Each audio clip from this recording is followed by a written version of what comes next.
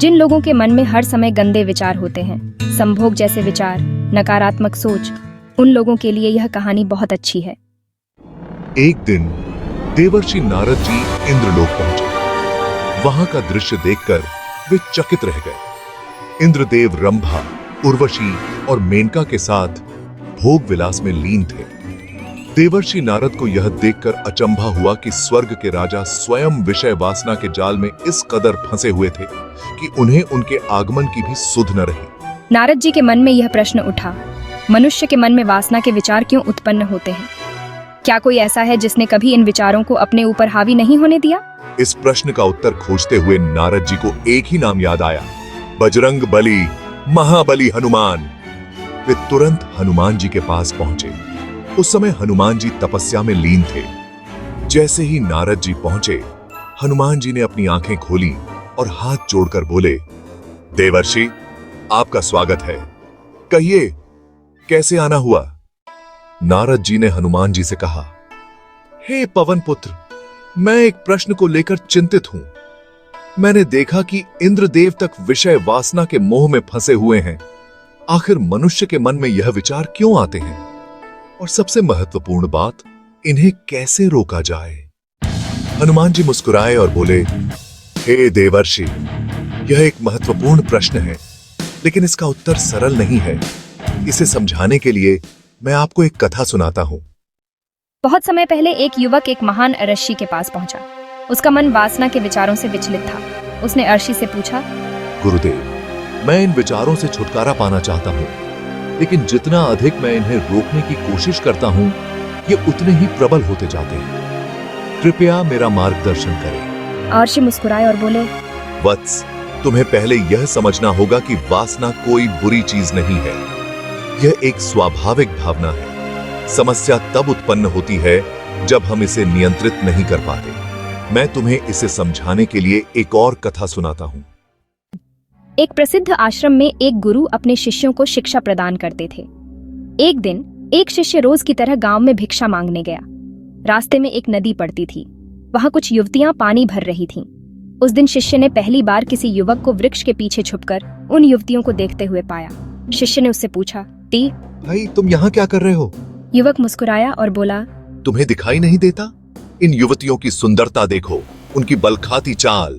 शिष्य ने पहले तो अनदेखा किया, लेकिन जैसे ही उसने युवतियों की ओर देखा, उसके मन में एक अजीब सी बेचैनी होने लगी। उसने अपने विचारों को झटक दिया और वहां से चला गया। लेकिन अब उसके मन में उन दृश्यों की छवि बार बार उभरने लगी। वह जितना उन्हें भूलने की कोशिश करता, वे विचार उतने ही अधिक हावी होते गए। धीरे धीरे वह शिष्य रोज उसी जगह जाने लगा।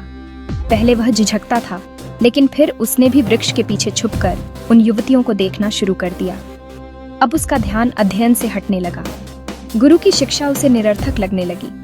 उसकी नींद गायब हो गई। वह बेचैन रहने लगा। शिष्य में आए इस परिवर्तन को मैंने भांप लिया। एक दिन मैंने शिष्य से कहा, आज मैं भी तुम्हारे साथ भिक्षा मांगने चलूंगा। गुरुदेव, इसकी आवश्यकता नहीं है, मैं स्वयं यह कार्य कर सकता हूं। फिर भी आज मैं तुम्हारे साथ चलूंगा। गुरु और शिष्य गांव की ओर चल पड़े। लेकिन जैसे ही वे नदी के पास पहुंचे, गुरु ने देखा कि शिष्य पीछे हटने लगा। गुरु ने ध्यान से देखा। शिष्य वही युवक के साथ वृक्ष के पीछे छिपकर युवतियों को देख रहा था। वत्स, तुम यहाँ क्या कर रहे हो? शिष्य हक्का बक्का रह गया। उसके पसीने छूटने लगे। वह गुरु की ओर देखने की भी हिम्मत नहीं कर पा रहा था।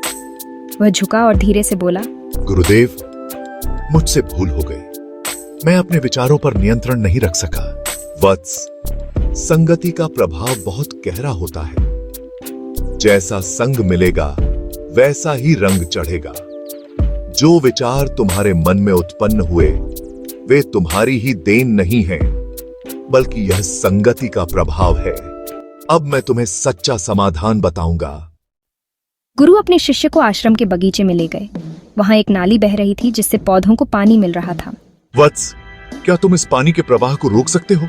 शिष्य ने मिट्टी डाल दी, जिससे पानी रुक गया। लेकिन कुछ समय बाद पानी ने अपना रास्ता बदल लिया और फिर बहने लगा। अब क्या करोगे? शिष्य ने भारी पत्थर रख दिया, लेकिन कुछ समय बाद पानी ने फिर नया रास्ता बना लिया। गुरु मुस्कुराए और बोले, यही तुम्हारे विचारों के साथ होता है। जितना अधिक तुम उन्हें रोकने की कोशिश करोगे, वे उतने ही प्रबल होकर नए रास्ते से प्रवेश करेंगे। समाधान ये नहीं कि तुम इन्हें रोकने की कोशिश करो, बल्कि इनका सही दिशा में उपयोग करो। गुरु ने समझाया। अगर हम इस पानी को एक अच्छे खेत की ओर मोड़ दें, तो यह फसल को हरा भरा करेगा। लेकिन अगर इसे यूं ही रोका जाए, तो यह उफन कर बाढ़ ला सकता है। ठीक वैसे ही तुम्हें अपने विचारों को सही दिशा में लगाना होगा। इन्हें रोकने की कोशिश मत करो, बल्कि इनका उपयोग भक्ति, ध्यान और सेवा में करो। हनुमान जी ने नारद जी से कहा, हे देवर्षि, यही मनुष्य की समस्या है। वह वासना को रोकने की कोशिश करता है, लेकिन उसे सही दिशा में नहीं मोड़ता। मन को वश में करने का एक ही उपाय है, उसे श्रेष्ठ कार्यों में लगा दो। जब मन सृजन में व्यस्त होगा, तो विनाश के मार्ग पर जाने का समय ही नहीं मिलेगा। नारद जी ने सिर झुका लिया और बोले, हे महाबली हनुमान, आपने मेरे प्रश्न का उत्तर दे दिया।